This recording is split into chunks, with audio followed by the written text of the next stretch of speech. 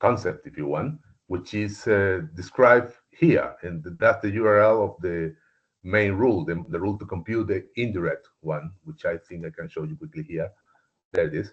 And the one section 152.75, and that one contains the prescription, if you want, to compute the indirect small business participation, which we have transcribed almost literally, except for the fact that I'm using this like two levels, if you want. One definition that has this one here, just to reflect the first paragraph, and then a global definition, which is the one we actually call when we query the system.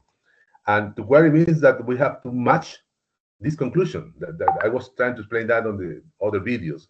That the reason why we have this weird way of writing a question, a query, is because we have to match a template.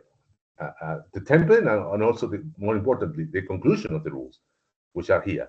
And by the way, this is a URL where we have also the definition of direct small business participation percentages, the table with the three levels for company and for trust. And that's the one we have implemented there. There it is. For trust in particular, some local internal definition of the smallest, just to make sure that we compute what we wanted, and some auxiliary definitions coming up, just to make the scene more naturally matching the natural language of the original English.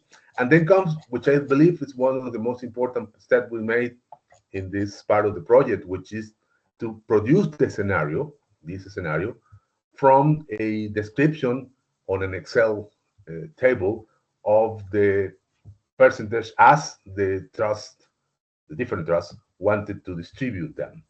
And thanks to you, to Andrew, I got an XML from which I read this information and produce these statements. So this scenario is automatically being generated by another piece of software we have there. And as you can see, it contains information regarding the percentage that a particular person or trust or entity gets from the how you call it, the unit, the main trust. Unit trust, yeah. The first distribution is via unit trust. Yep. Yes. And so there it is. 2, 4, all these numbers are computed from the table. And we have for capital, for income revenue, for voting as well, being produced.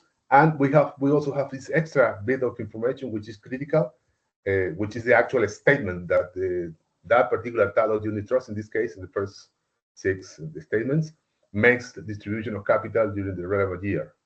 That's the one that we were discussing before. The relevant year has some particular rules, but I think we are covering that with the fact that we get to resolve that underneath. I mean, we are assuming that the spreadsheet comes with the proper data to compute the relevant year. That can be done more explicitly, but it's working now well. So yeah, the only thing I wanted to show here quickly is the content of the scenario, because this is long. And then at the end, you get the 2 type of questions we are asking. We are going to ask the indirect small business participation percentage of some holder, a natural person, Tom Fry, what he gets in Talos Unit Trust. And again, I had to put a which at the end because that's where the variable I want to get the number is. But this could be paraphrased as which number is the indirect participation percentage of Tom Fry in Talos Unit Trust. And when I run it, this is indirect scenario 1, I get that answer. That's the number. 0.04 with some trailing decimals there. So that's basically the way it works. That's how we get a scenario to produce the numbers that we need, and we pass those numbers through this recursive rule that computes if it's a hierarchy, like in this case of trust, it goes all the way up to compute the participation of an holder into the topmost unit trust. That's what we are doing. Yep. So yeah, that's my attempt with this question. And do you want to add something? That's good. Maybe just walk through the other queries. Just explain each other query and run each one. The one I run is this one. The second. Yep. Sorry, the last one. Indirect. I have direct, but direct, I won't There's get no an answer. direct, I don't think. Exactly, because there is no direct Doesn't have a direct, yeah. in between these two guys in particular. But then It's I only can got have indirect. I can have this explanation. I showed the explanation in other videos. The Good. explanation Yeah, gets that's the useful. whole tree, and it goes out of the screen in this case. But there it is. Yep. See the whole thing, and so we Yeah. can go step by step.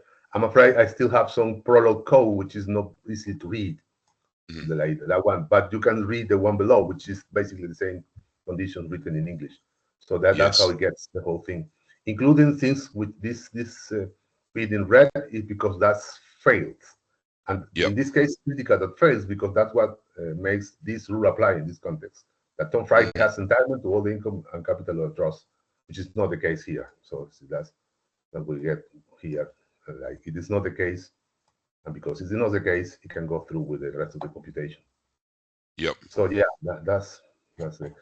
There is one more thing which is I think is important Oh, yes, to, show the prologue. Yep. to know. Yeah, how to get the translation of all this into Prolog, and that's something I wanted to show you on the.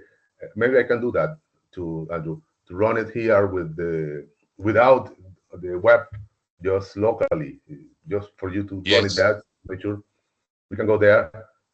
What we get there is a separate file with this Prolog code Mhm. that we get apart from that. One of the things we're trying, and the reason we have so much trouble with the web system is that because we create a file every time we run a query, and that seems to be collapsing the abilities of the web system, which is not done by us, to control the file system. It gets confused and it starts denying access and things like that, and queries start failing. That's the reason, I'm afraid. We can get Mhm. it, we can get it to work, and it works on my machine. It depends on the speed and also the availability of space on the machine. One of the reasons that one of the ways in which we have solved it before is like getting a more disk. But I'm afraid we are limited at this point. But we will solve it. I promise. We will get there somehow. Somehow, this is Mhm. a question of paying attention to that more than Yep. now. So let me go there. Let me go there to show you there how that works. And this basically what I have is I tried it before with the thing I sent you on the email is that to get it to work, we have to do something like this. Let me start off. We have to have Logical English installed. This is the repo, the copy on my machine of the repo Logical English. And those are the files of the Logical English. There is one main file that controls the whole operation, is this LE answer PL. That's the first most important module of Logical English because it loads the rest of the system up into memory. And that's what we're going to do. We are going to run now here in this directory, SWI Prolog, and there I load up Logical English. And that's now you have Logical English on the brain of the machine, or your local machine here, no going anywhere else. Yep. And then Yeah. we have to do some kind of weird thing, which is to get the whole. This is the query. The query is defined there. Parse and query. It has Mhm. 5 parameters. This is the name of a file that I'll show you before later. That's the Prolog file we're going to produce. It doesn't have to be called like this. It can be called like testing only. You see, I changed the name. It would put Prolog here next, but that doesn't really matter. And then comes the actual test of the contract. And I'm afraid I have to put it there because this is something we are using to connect with another editor. And so we don't get a external file. We get an actual chunk of memory with the test. So we put it here and pass it Yes. to Okay. Prolog. So yeah, so That's the it's a reason. multi-step. It's a whole lot more complex than the server-based version.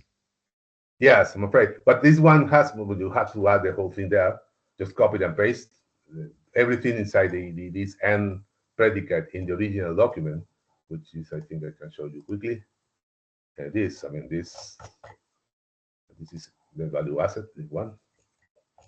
And everything that goes from that n at the end here to here, from line 3 below.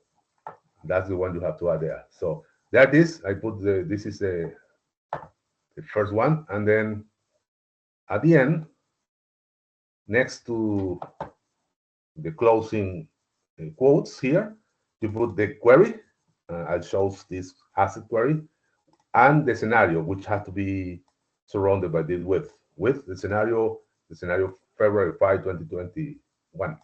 And then this is a variable to capture the answer. It's kind of weird, but this whole thing is an actual Prolog code, a command. I mean, it can be posted as a query to a Prolog code. That's what I'm going to do. I'll copy and put it here. See, at the prompt inside Prolog, paste it there. It sounds weird because it doesn't like to have so many long. And there it is. You get the answer. And that answer is particularly cute because it's HTML. Before I put it into the, I think I made it into, yeah, I took this bit and put it inside this HTML just to show you what it is. This is how it looks. It's the same answer. CGT asset 1 is a CGT asset. Yep. Because a CGT asset 1 is a CGT asset according to it has an explanation there. And it could be longer and it could have choices. And one of the things we are doing is that we insert this HTML into something that can control it, can make it like you can collapse some branch when it's too long, or you can open just a bit, things like that. We can do that if we work with the Visual Studio Code. We have an extension for Visual Studio Code to handle that. And that could also be another way to show if you want to. But the problem with that is, that, of course, we have to do it inside Visual Studio Code, which is not a simple system to use in general. But I mean, we can produce explanations in HTML that are browsable, at least more readable than the usual stuff. And so that is, and that's the answer inside. Inside excellent. Yep. It comes with a dump. I'm sorry, but this dump is just because we are showing that the system actually records the ontology. That's what I'm doing there. That's ontology, basically. So yeah, that's basically it. Fantastic. Thanks, Jacinto. So between this one and the other 4 videos, I've pretty much got my full set, right?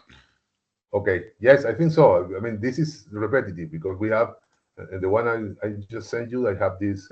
Yeah, that's all right. It's fine if you've participation percentage. The other has also participation percentage. Explanations. But let me know if you need another one. I'm happy to make another one. Yeah. Whatever. Beautiful. Thanks, Jacinto. Great. Appreciate it. My pleasure. Have a good weekend. Thank you for being there. Good luck with the presentation. Thank you. Bye. Bye-bye.